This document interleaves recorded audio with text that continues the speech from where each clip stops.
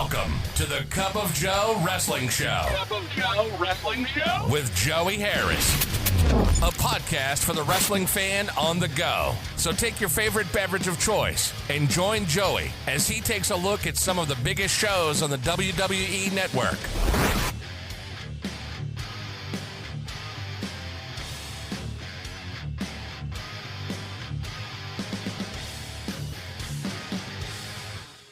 Welcome to the Cup of Joe Wrestling Show. I am your host, Joey Harris, and we are broadcasting from makeshift studios in the shadow of South Central Virginia. You can follow the show on Twitter at Cup of Joe Pod.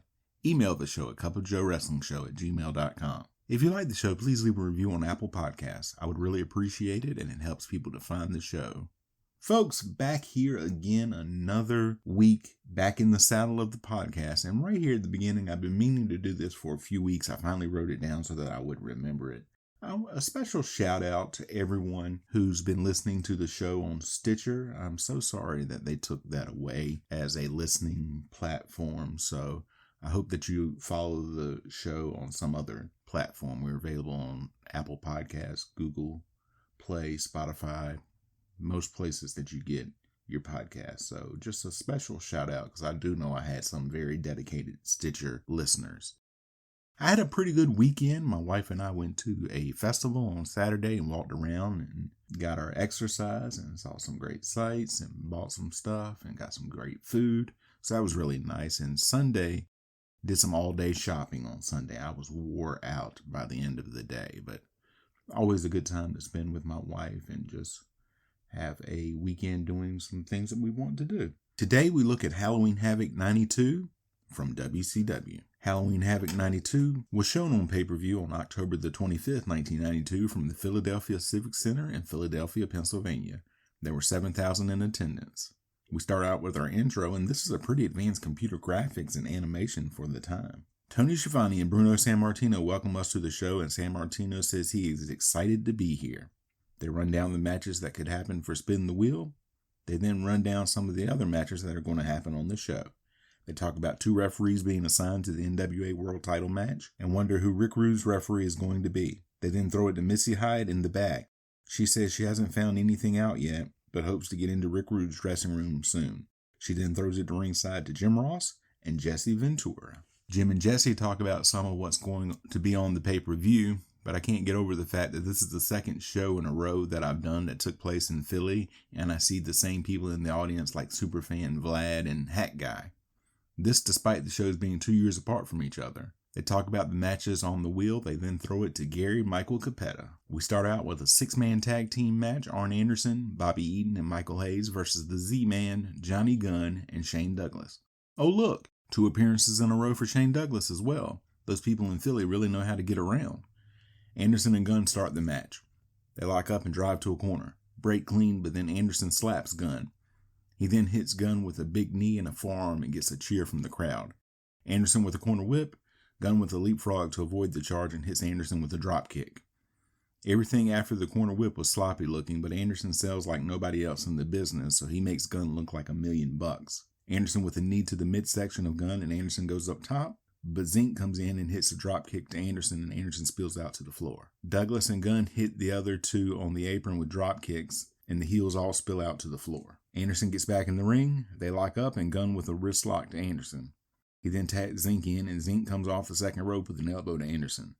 Zink picks up the wrist lock, but Anderson catches Zink with a drop toe hold and tags Eaton in. Eaton runs Zink into a turnbuckle. He then gets Zink into the corner and hits Zink with a big right hand to the cheer of the crowd. Zink reverses a corner whip and goes for a hip toss, but Eaton blocks it and hits Zink with a right hand to the midsection. Zink with an Irish whip and then has drop downs and leapfrogs to avoid Eaton. He then hits a backdrop to Eaton, and Jesse says Eaton has tremendous fan support in Philadelphia. They love them some Bobby Eaton and the Midnight Express in Philly. Zink follows that up with a drop kick, and Eaton falls back into his own corner. Hayes comes in, and he gets a big ovation, and this crowd is feeling itself tonight. Hayes struts to the delight of the crowd. He attacks Zink and gets him in a side headlock. Zink goes to push off, and Hayes holds on to the ropes. The referee tries to break the hold, but Zink gets an Irish whip and hip tosses Hayes. Hayes gets up and complains that Zink pulled his wrestling tights, and the crowd cheers again. The referee asks Zink, who says no, of course not, but he asks the crowd and they say yes. Zink with a wrist lock and Douglas tagged in. He is less than a year away from coming back to Philadelphia to be a part of ECW. Douglas with a forearm to Hayes from the second rope and picks the wrist lock up. Hayes comes back with a side headlock and Douglas pushes off. He then hits Hayes with an arm drag into an arm bar, and Hayes gets to his knees and complains to the referee that Douglas pulled Hayes' hair. Hayes with a knee to the stomach and Eaton tagged in. Douglas catches him with an arm drag. Douglas then gets the armbar on Eaton. Eaton drives Douglas to force the break, and Douglas does, and Eaton hits him with a big right hand in the corner. Douglas reverses a corner whip and gets a backdrop. Douglas then hits a head scissors on Eaton. Douglas then hits what Jesse refers to as an arm drag, but with a leg. Zink tag back in and they do the wishbone on Eaton. Zink then gets a leg lock on and the referee asks Eaton if he wants to give up. Jesse calls Douglas a right-wing Republican. He would mention this several times while Douglas was in WCW. Jim says he bets Jesse is right. Anderson tagged in and gets Zink in a side headlock. Zink pushes off and Anderson comes back with a shoulder block. Zink responds with a sleeper on Anderson. Anderson with a belly-to-back suplex to get out of the sleeper, and the crowd cheers wildly. Hayes tagged in. He drops an elbow on Zink. Hayes then gets the reverse chin lock on Zink. Zink gets back to his feet as Jesse talks about handsome guys getting into wrestling, and then after a few years they aren't handsome anymore, and gives Bruno as an example. Zink puts in the elbows to get free. Hayes misses a clothesline, but catches Zink with a boot to the stomach. Hayes with a nasty-looking swinging neck breaker to Zink. He gets a 2 count and tags Eaton in. He picks Zink up, and Zink tries to fight Eaton off with punches to the stomach. Zink goes over to the corner and hits Hayes and Anderson, and then goes and atomic drops Eaton. But Eaton tags Anderson in as he was going up for the atomic drop. Zink, not aware of the tag, and reverses a corner whip. He comes back and runs into an elbow from Anderson. Anderson gets a close 2 count. Anderson runs Zink into Hayes' knee and tags Hayes in. Hayes with a shot to Zink and a rear chin lock. Zink blocks the suplex attempt and hits the suplex of his own. Anderson tagged in. Douglas also tagged in. He cleans house on the heels. He gets Anderson in a front face lock and Hayes distracts the referee while Eaton clips Douglas's leg to a roar from the crowd. Anderson goes after the injured leg and brings Douglas over to the ropes and comes down with all of his weight on Douglas's knee. Jim and Jesse talk about the clip and how that would be a 15-yard penalty in football. Anderson holds the leg and Eaton comes off the top rope with a knee drop to Douglas's leg to another roar from the crowd. They give Anderson a standing ovation as Eaton puts Douglas in a figure 4. Hayes grabs Eaton's arms for extra leverage as the faces come in, and the heels double-team Douglas as the faces were being put out of the ring by referee Mike Atkins. The fans continue to cheer all of this. Douglas counters the figure 4, so Eaton reaches up and tags Anderson in. Douglas hits an atomic drop on Anderson, who hits the turnbuckle and flies back, and he and Douglas collide in the ring and both men are down. A double count going. Hayes and Gunn both tagged in. Gunn getting the better of Hayes, and now all 6 men in the ring. In the middle of all the chaos, Gunn hits the Thez press on Hayes to get the pin. A mixed reaction from the crowd. Missy Hyatt is still outside Rick Rude's locker room. She says she still can't get in. Harley Race approaches and she asks him what he is doing here. He says he's here to watch a world title match and tells Missy that she can't come in. Tony and Bruno talk about what they just saw, and Bruno says something is up. Brian Pillman versus Ricky Steamboat. As the newly termed Pillman makes his way to the ring, JR mentions his football career, so take a shot if you're drinking at home. Steamboat comes out and JR runs down his credentials and says Steamboat is a 4-time World Tag Team Champion, but forgets Steamboat's reign with Dustin Rhodes from just a little under a year earlier, so he's really a 5-time champion. The bell rings and they circle and approach each other slowly. They lock up and drive to a corner, and Jesse says he likes the new cockiness of Pillman. Pillman breaks, but then backs Steamboat into a corner and chops Steamboat. Steamboat comes back and hits a chop of his own. He gets a side headlock on Pillman. Pillman pushes off and Steamboat comes back with a shoulder block and immediately falls on Pillman. He gets a 1 count. Another shoulder block and cover. He gets a 2 count this time. Pillman goes and throws Steamboat out, but Steamboat grabs the rope and skins the cat, so take another shot if you're drinking at home. Steamboat with a roll up for another 2 count. Pillman kicks out of the corner, and that runs Steamboat face first into a turnbuckle, and Pillman takes advantage and hits Steamboat with a scoop slam. Steamboat plays possum and gets Pillman down and gets an armbar on Pillman. They get back to their feet, and Pillman pushes off. Again, Steamboat comes back with a shoulder block. Steamboat then counters a hip lock attempt with one of his own. He then hits a big arm drag on Pillman and goes back to the armbar. He transitions to a wrist lock and brings Pillman up and slams him back down to the mat. Pillman with a drop toe hold and floats over into a side headlock. Steamboat reverses it into a hammerlock. Pillman back to his feet and hits Steamboat with several shots. Steamboat fires back with a chop. Steamboat follows that up with an Irish whip and a backdrop. Pillman comes back with a shoulder to Steamboat's midsection. Pillman follows that up with a rake to the eyes. He then slams Steamboat's head down to the mat. Pillman puts Steamboat's head on the top rope and then jerks the rope back to guillotine Steamboat back as the crowd starts a Brian Sucks chant. I think I've been overusing the word fickle lately, so I've been trying to avoid it, but this is truly a fickle crowd. Pillman with shots to Steamboat, feeling that he has the advantage. Pillman with an Irish whip. Steamboat leapfrogs Pillman to avoid a shot. Jim and Jesse talk about the crowd chanting, and Jim says he can't quite tell what the crowd is saying, and Jesse says he can tell, but he can't say it, and I'll admit I laughed. Steamboat picks Pillman up by the throat and slams him down to the mat. Pillman back to his feet, only for Steamboat to slam him back down again. Steamboat goes back to chopping Pillman. He then runs Pillman into a turnbuckle. Steamboat goes to Irish whip Pillman, who falls to the mat. He tries it again, and again Pillman falls to the mat. Pillman begs off and then hits Steamboat with the forearm to knock Steamboat down. Pillman follows it up with a kick to the head and then rubs Steamboat's face into the mat. He then hits Steamboat in the face with a series of punches. He stomps on the throat area of Steamboat as the fans start a Cincinnati Sucks chant towards Pillman. Steamboat runs Pillman into a turnbuckle and then Irish whips Pillman. Steamboat looks to be going for a backbreaker, but Pillman counters with a head scissors and a nice looking move. He gets a 2 count from it. Pillman with an Irish whip. Steamboat comes back and hooks the arms in a backslide to get a 2 count. Pillman comes back and slams Steamboat down to the mat. He then chops Steamboat down on the mat, but breaks on the 4 count. Pillman puts Steamboat up on the top rope and slaps Steamboat.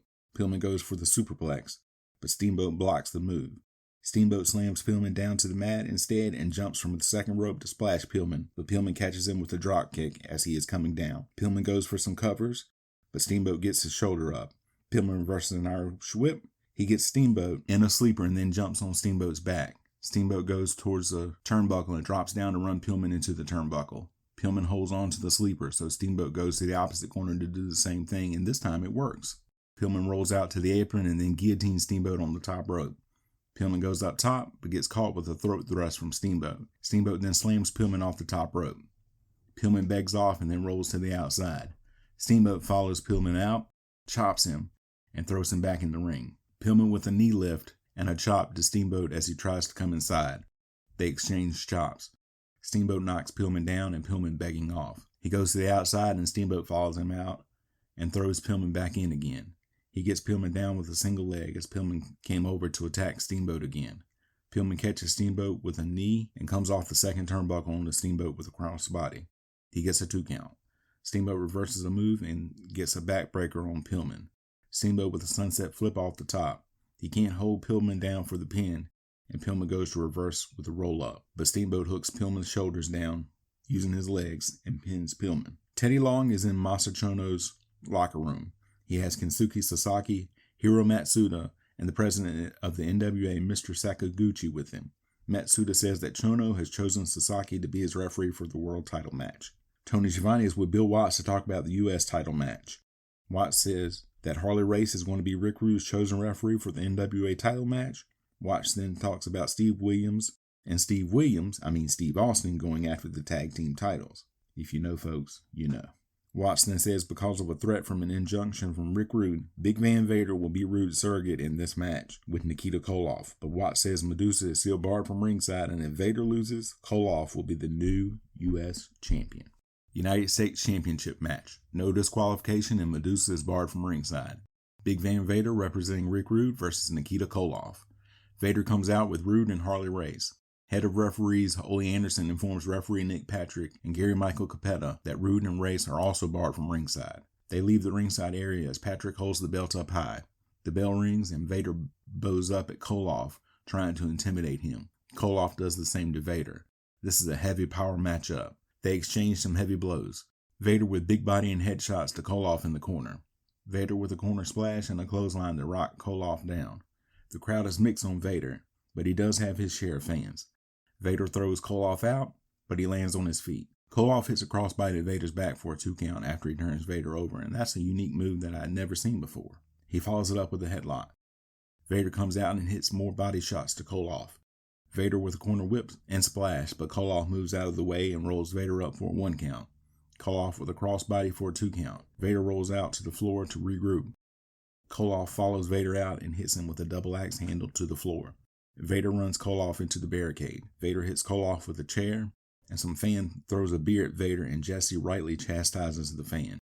Koloff tries to come back in with a sunset flip, but Vader drops straight down on him, and this match has been all Vader so far. He punishes Koloff. Koloff trying to come back, Vader chokeslams Koloff and then splashes him to get a 2 count. Jim and Jesse can't believe it. Vader gets a rear chin lock on Koloff. Koloff doesn't go out though. Koloff tries to get up and suplex Vader, who slams Koloff back down.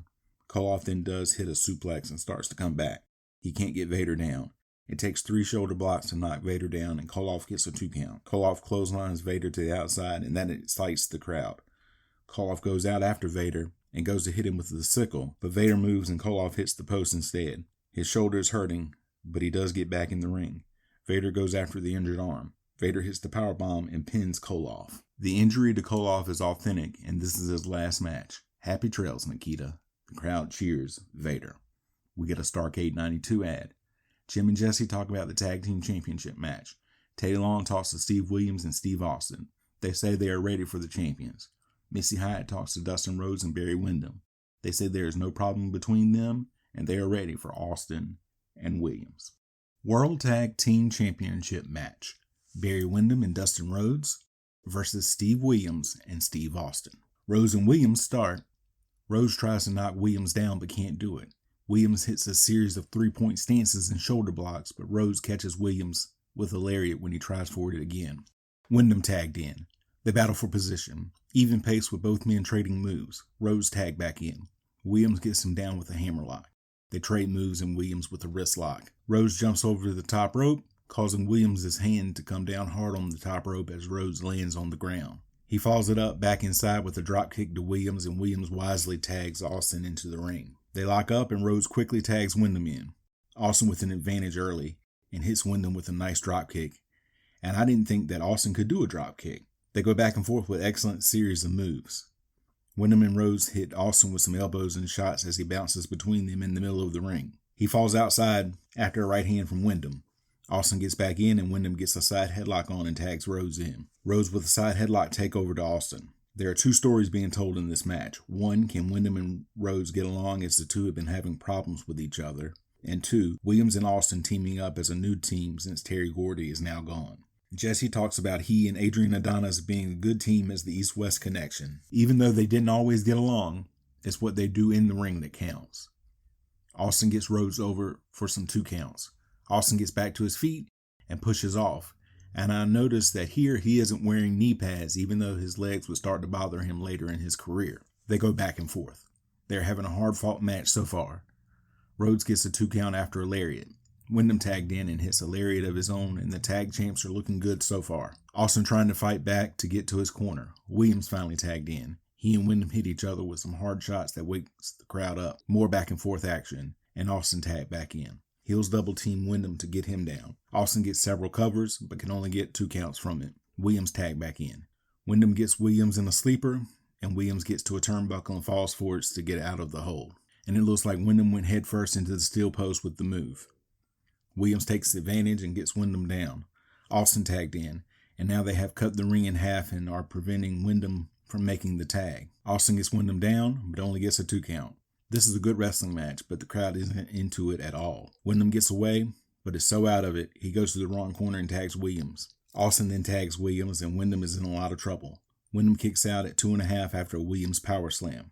Williams gets the sleeper on, and Windham fights back to get to his feet and drives his head into Williams' jaw. Austin tagged in and goes Rhodes in so that Austin can get Windham up on the top turnbuckle while the referee is getting Rhodes out. Windham fights Austin off when Austin goes for the superplex. Windham gets a 2 count after a top rope lariat, and the crowd came to life for that one. Rhodes finally tagged in and cleans house on both heels. The crowd does get up for that and the lariat that Rhodes hits Austin with. Rhodes hits the Bulldog and covers Austin, but Williams breaks up the pin, and now all 4 men in the ring. Williams hits Rhodes with a big clothesline while referee Randy Anderson is getting Windham out of the ring. Austin can only get a 2 count. Williams tagged back in. Back and forth. Austin tagged in. He gets a 2 count. Heels back to firmly being in control. Austin gets Rhodes up in an over-the-shoulder backbreaker. A series of counters by both men does get some applause from the crowd. Williams tagged in. He and Rhodes exchange right hands in the ring. Williams gets Rhodes down and Austin tagged in. Rhodes goes for the flip-flop and fly and gets caught with a shot for Austin, and the crowd pops big for that one. He gets a 2 count and tags Williams in.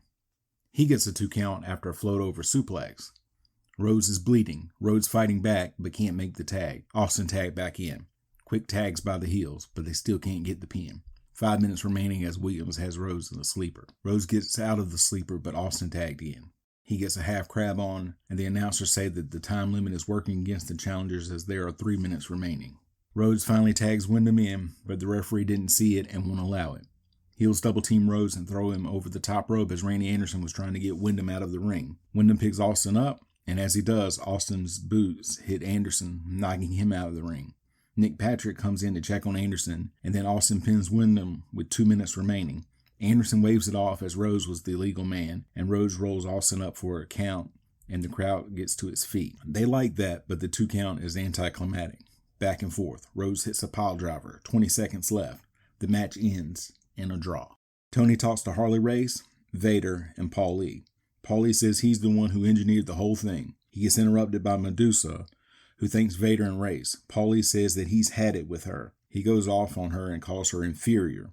He says the only reason that she has a job is because the other hooker has had a previous obligation. He then fires Madusa and hits her. She jumps on him and the crowd pops huge for it. Officials come out to restrain both of them. Jim and Jesse talk about what just happened. Sting comes out to spin the wheel. The wheel does look cool, I will give them that. A guy in a WCW shirt comes in and sets the wheel. Tony is over as Sting pulls the lever and it comes up with a coal miner's glove match. Jesse explains the match to the audience.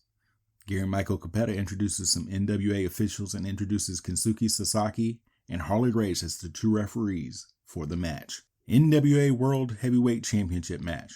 Masa Chono versus Rick Rude with Madusa. Rude out first, and it's surprising seeing him come out with Madusa. He does his pre-match spiel, and you see a young Blue Meanie in the crowd. Jim asks what's going on with Rude and the Dangerous Alliance since he is with Madusa. Chono comes out with Hiro Matsuda. They do a coin toss to see which official will be in the ring and outside the ring. Jesse says he doesn't trust Ole Anderson as he checks both referees. Harley Race will be the inside referee and Kensuke Sasaki will be the outside referee. Race holds the belt high and then checks both men. The bell rings. They circle each other and drive to a corner. This should be a good mat-based encounter as neither man is known for top rope moves. Rude with the early advantage. He hits Chono with some hard shots. Chono comes back with a side headlock takeover. The crowd chants, "We want Flair," as Rude has Chono in a side headlock. I would tell them to wait a few months, but of course I didn't know that in 1992, and don't really care now. Chono with a waistlock suplex to get out of the move. Rude up and gyrates to the crowd. Chono with a hammerlock, but Rude reverses it. Chono with a drop toe hold to get Rude down, and the crowd is wooing now. Anything that entertains themselves, I think. Rude coming back with shots. He gets a 2 count and then gets Chono in a sleeper. Chono gets out and comes back with a hammerlock. Rude up and Chono kicks him in the kidneys, so Rude bails out. Madusa checks on him and Sasaki comes over and tells Rude to get back in the ring. Rude up on the apron, and Chono hits him with the suplex and goes back to working on the lower back of Rude. He punishes Rude some more and tries to get Rude over for the STF. He gets the Boston Crab on instead, and Jim says he's never seen Rick Rude submit. He gets to the ropes to force the break. Chono pulls Rude away from the ropes and works on the back some more before going for a rear chin lock. Chono continues to focus on the lower back. Rude comes back with a modified jawbreaker. They go back and forth in the ring. Rude gets Chono down and goes back to posing for the crowd. Rude working on Chono's neck. Chono in a rear chin lock, but makes his way back to his feet. Chono gets up and goes for the STF, but Rude quickly covers up. Chono clamps down harder on the leg. He keeps going for the head, but Rude keeps his head down. Rude finally gets up and they go back and forth. Rude hits a pile driver. He gets a 2 count, but Chono gets to the ropes. Rude goes up top, but Chono backs away as Rude jumps. Rude slows it down with a rear chin lock. He transitions to a sleeper. Chono gets back to his feet briefly, but Rude gets him back down as the crowd gets to its feet. There's something happening out in the audience, but they don't show it on camera. That usually means a fight. Jim says that they can't see whatever it is. 20 minutes have elapsed in the match. Chono starts to get out of the sleeper, so Rude hits him with a shot and goes up top. Chono starts to move, but it looks like Rude at least partially hits the drop kick on Chono. Chono with a running kick that Rude ducks, and Chono hits Race, who falls out of the ring. Sasaki goes over to check on Race. Rude goes to run Chono into a turnbuckle, but Chono reverses it and Rude goes flying over the top rope and lands on both referees. Chono tries to suplex Rude back in from the apron, but Rude slips behind Chono and hits the Rude Awakening. He covers Chono, but the referees are still down. Madusa over to try to get them up. Rude goes for the top rope knee drop, but Chono moves. Chono gets the STF on. Sasaki calls for the bell, while Race waves it off. Controversial finish to keep this thing going. Sasaki raises Chono's hand. Race says no. Race says Chono is disqualified for throwing Rude over the top rope. Sasaki shoves Race and Race punches Sasaki. Rude throws Chono out. Sasaki takes out Race and Rude. He then rips off his referee's shirt and the crowd cheers wildly. Rude wins by disqualification, but Chono remains the NWA champion. We get a Starrcade 92 ad. Jim and Jesse talk about the last match. They then talk about Cactus Jack training the Barbarian for his match against Ron Simmons. WCW World Heavyweight Championship match.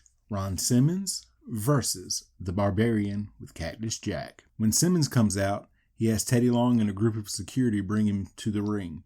Almost like Goldberg, only 5 years too early. The crowd seemed ready for this one. The bell rings and they slowly circle each other. They finally lock up and Barbarian pushes off. They get into a shoving contest. Barbarian with a side headlock, and he may be the first man to compete for the WWF and WCW World titles on pay-per-view in the same year, since he was in the Royal Rumble match for the WWF title. Simmons pushes off and Barbarian comes back with a shoulder block. They do some shoulder blocks to try to knock each other down. Barbarian goes over to Cactus Jack for advice. Simmons finally with a series of moves to Barbarian to get him down, and Barbarian rolls outside to regroup with Cactus Jack. Back in, Barbarian gets Simmons in the corner and hits him with forearms and right hands and knees to Simmons. Simmons reverses and hits some double axe handles to knock Barbarian down. He rolls out to regroup again. Barbarian hits a guillotine on Simmons on the top rope. Barbarian takes over with a series of power moves. Cactus Jack climbs up on the apron to distract referee Nick Patrick, which allows Barbarian to go to the outside and run Simmons into the corner post. Barbarian then sets Simmons up against the post and then clotheslines Simmons. Barbarian breaks the count to punish Simmons some more. They both finally get back in the ring. Barbarian continues to punish Simmons, who comes back with a sunset flip, but doesn't get the pin. Barbarian gets a version of the Cobra Clutch on Simmons. Simmons fighting to get out of the move. He gets back to his feet, but Barbarian gets him back down to his knees. Simmons back to his feet. He drives Barbarian back into the turnbuckle, but Barbarian doesn't let go of the hold. Simmons backs Barbarian into another corner and Barbarian finally releases the hold. Barbarian continues the assault on Simmons. Barbarian goes up top and goes for an elbow drop, but Simmons moves out of the way. Simmons hits the sidewalk slam for a 2 count. Cactus Jack gets back up on the apron to distract Patrick as Simmons hits a scoop slam. Simmons hits a shoulder block on Barbarian and then knocks Cactus Jack off the apron. A kick to the back of Simmons' head by Barbarian knocks Simmons out of the ring. Cactus Jack puts Simmons back in the ring. Barbarian goes up top and hits the headbutt to Simmons. He only gets a 2 count. Barbarian hits a clothesline for another 2 count. Barbarian goes for the big boot, but Simmons catches him with a power slam to get the pin. Tony and Bruno talk about the last match and talk about the youth movement in WCW. They then talk to Erik Watts and the crowd boos Watts. He talks about all the competition in WCW, and he has his dad's trait of having the knot in his tie too small. They are joined on the podium by Ron Simmons after his match. The Erik Watts push is in full effect. Simmons says it's another step in the way to becoming a great champion, and Erik Watts is on the way to becoming a champion. Jim and Jesse talk about the Coal Miners Glove match. Main event Coal Miners Glove match. Sting versus Jake Roberts. Roberts has threatened to bring his snake and have it bite Sting, so they say there are medical personnel standing by with anti-venom. Roberts comes to the ring without the snake bag, though. Sting gets a great reaction when he comes out. Roberts starts yelling at Sting as soon as Sting gets in the ring. Roberts then immediately goes for the glove, but Sting slams Roberts down instead. They take turns going for the glove and getting stopped by the other. Back and forth for a few minutes. Roberts finally gets a side headlock. Sting goes for a drop kick after pushing off, but Roberts holds on to the ropes. Roberts works on the lower back of the fallen Sting with knees. Roberts then throws Sting over the top rope in this non-sanctioned match. Roberts comes out after Sting and Sting runs him into a ring post. Sting grabs Roberts' arm through the ropes and pulls him into the post a few more times, and then Sting goes for the glove. He almost has it when he is pulled off the pole by Roberts. Roberts hits the belly-to-back suplex, but his arm is still hurting from being pulled into the post. Sting goes back to working on the arm with a hammerlock. Roberts gets out and goes for the glove, but Sting pulls him straight down and he lands on the post. Roberts falls to the mat. Roberts holds on to Sting's leg and Sting starts kicking Roberts. Sting goes back to working on the arm with an armbar. Roberts makes his way back to his feet and then drops down by the ropes to break the hold and force Sting out of the ring. Roberts follows him out. Roberts grabs Gary Capetta's chair and hits Sting in the back with it twice before throwing Sting back in the ring. Roberts then takes the tape from his wrist and chokes Sting with it. Roberts goes for a knee lift, but Sting moves and Roberts falls to the mat and both men are down. Sting gets Roberts into the corner and goes for the Stinger Splash, but Roberts moves out of the way. Roberts hits the short clothesline and signals for the DDT. The crowd cheers and some chant DDT. He hits the DDT and Roberts also looks hurt. Roberts goes for the glove. Sting out on the apron and pulls Roberts down, but Roberts catches Sting with an elbow. Sting runs down the apron and swings around the pole to hit Roberts and knock him down. That was a cool move. Cactus Jack shown coming down the aisle with a bag. He throws the bag and a snake handler's glove to Roberts as Sting climbs the pole and gets the coal miner's glove as Roberts pulls the cobra from the bag. We enter hokey territory here as they want it to look like as Sting hits Roberts with the glove, the snake turns and bites Roberts in the face as Sting pins Roberts, but it looks so phony, even for wrestling.